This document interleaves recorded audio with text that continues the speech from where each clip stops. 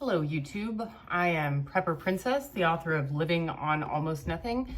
If you're interested in purchasing this book, I'll leave a link down in the description box below. You know, sometimes we need to get punched in the face or slapped with some wisdom or have something presented to us in order for us to have a better understanding of something. And something happened yesterday that changed a lot of my outlook on things. When I was getting out of debt in my early 20s, after I realized the mistakes that I made and I started going over my budget, spending very little money, I made every right decision with money since then, for the most part. But that's because I educated myself. I read every book I could find. I watched every YouTuber I could.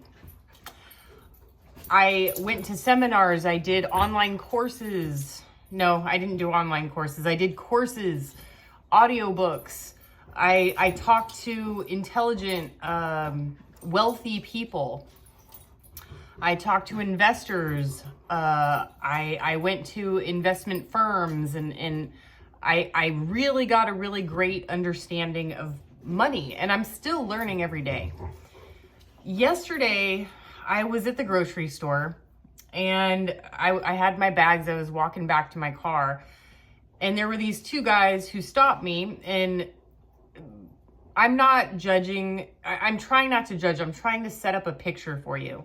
Both of these men appeared homeless, and they were asking me for a ride, and I was very... I want to help everybody, but I was very weary. I was like, eh. But then I realized they were in a car. Their car had just broken down, and they had all their groceries with a bunch of bags of ice, beer, carton of cigarettes, Pepsi, meat. It looked, and you know, and they looked like they looked homeless, but you know, there's a lot of jobs out there that are dirty, plumber, landscaper, and I live in the desert, so people get dirty real easy. There's a lot of dirt, a lot of dust going everywhere. So after they told me that the car had just broken down and they needed a ride home to get the food on the ice and stuff like that. And I was like, oh, and they lived really close. So I said, okay. And I wasn't looking in their bags, but I was being vigilant because I'm letting two strangers in my car that are both men, and one is sitting right behind me and one is sitting right next to me. I mean, yes, I believe in the Second Amendment, but still, you want to be careful. And they were loading up their stuff, and you know, I'm making small talk with these guys as I'm driving them home, and I'm driving them to two separate places. One of them appeared to be in his mid-40s, could be younger, I don't know. He looked like he had a very hard life, and he was talking about how he lives with his mom, and he took in his groceries, and then I was driving the other guy, and I was making small talk because it was like more than just like a 1-minute drive. And based on the stuff that he had, you know, the beer, the sodas, the ice, I was like, oh, you guys, you know, you having a barbecue? And he said, no, the electric bill got turned off. I couldn't afford it, so the ice is to keep the food cold. And I was like, it took me a minute to process that. And I was like, okay, okay. And, you know, he said, I asked him what he did for a living. He is a landscaper at a country club here. And so he works with super rich people, but he looks like the bottom of the barrel, you know? I mean, like, just in terms of shabby haircut, you know, not really well kept, but he probably had a rough day at work, right? And so I'm driving him home, and he's like, what do you do for a living? And I said, I'm a YouTuber. And he's like, what's a YouTuber? And I said, it's somebody who makes videos on YouTube. And he says, what's YouTube? How do I explain that? So I don't know how to explain what YouTube is. So I kind of settled on, like, I make TV shows to help people save money. And he goes, oh, okay, that, you know, that's really good. And I was like, and I do prepping, and he's like, what's prepping? I was floored, and I said, well, on the internet, a lot of people, and it seemed like he didn't have an understanding of what the internet was. And I'm not exaggerating. Like, it seemed like he didn't know what that was. And I kind of got the hint that, like, maybe he wasn't as very educated.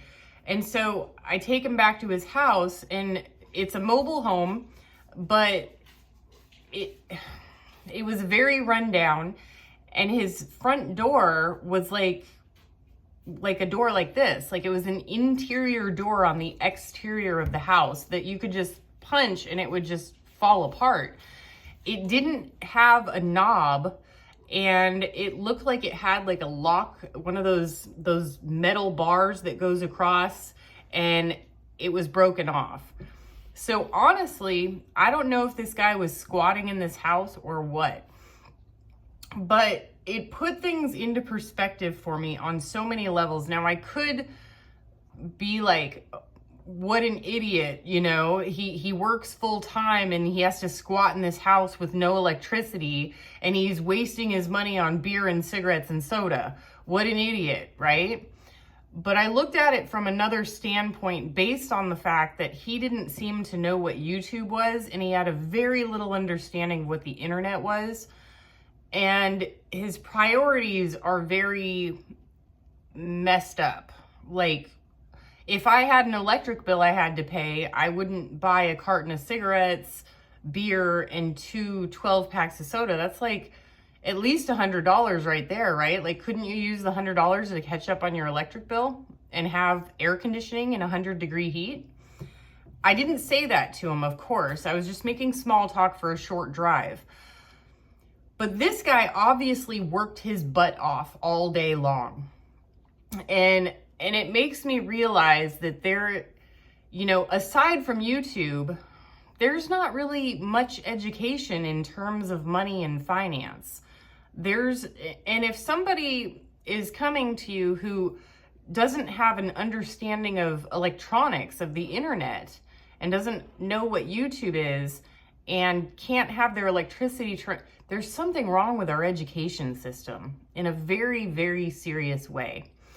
And my personal belief is that finance should be required in order to graduate high school. Things need to change. And you know, a lot of back when I was poor, I grew up in lower middle class. We were poor. My mom filled vending machines for a living. Single mom, no child support. It was in the Bay Area of California, but it wasn't the Bay Area back then. There was only San Francisco, and then it expanded. So we lived in like what was considered like a farm town, where we grew grapes for wine and had a lot of dairy farms and stuff like that. But back to the subject at hand, poor people think that if a rich person is rich, they're taking from the poor. It's like the old Robin Hood, right? And I think that we got into this thing back in the 80s where you would watch movies and the villain was like uber rich, and then the good guy was like super poor. And that's like a whole lot of them. Just an example, one off the top of my head, Gone in 60 Seconds, right? The good guys are the poor guys stealing the car, and the bad guy is some rich furniture owner who's loading all the cars and doing stealing and thievery and stuff like that. But in reality, that's just Hollywood. In reality, rich people, they make very sound financial decisions with every purchase that they make. They're good stewards of their money. They leave things for the next generation, and rich people give more to charity than the poor do.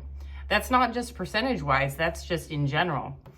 And the actual reality is, if rich people teach poor people to be rich, the rich people are not going to assume that the poor people are taking a piece of their pie.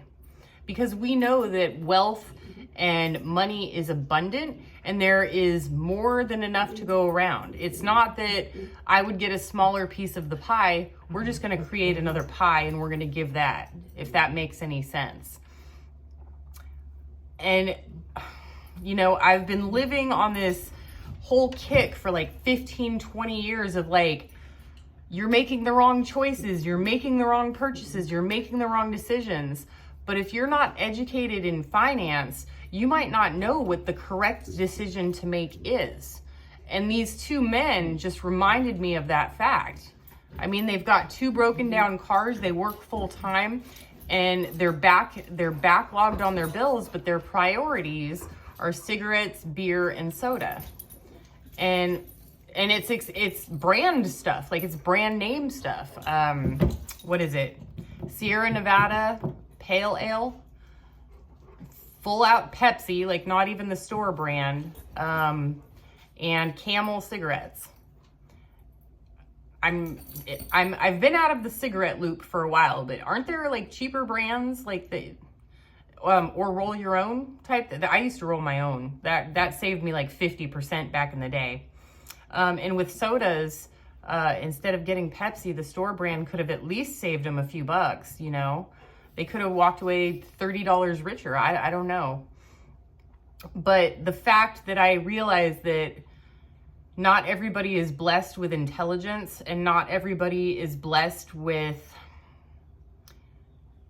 the skills to make those right decisions. And if they're also not the type of people to read books and educate themselves, then the only way to do it is through a mentor. And we need those mentors in our life. I'm sorry, I don't really know where I'm going with this video. It's just that I feel like I've been on like I don't want to say on a high horse or high and mighty, but I feel like I've made all the right decisions, and I was just looking at other people like, why can't you just make the same decisions that I made and then do what I did and do all this? But if somebody is just ignorant of the facts, and I don't like that word ignorant, but they just don't know what the right decisions are, and they don't know how to handle their finances, and they don't know what the right investments are, they're already at a loss over somebody who has educated themselves on those facts. Okay, I'm gonna stop this video here. It was a really sobering day for me. Do what you can with what you've got. Prepper Princess out.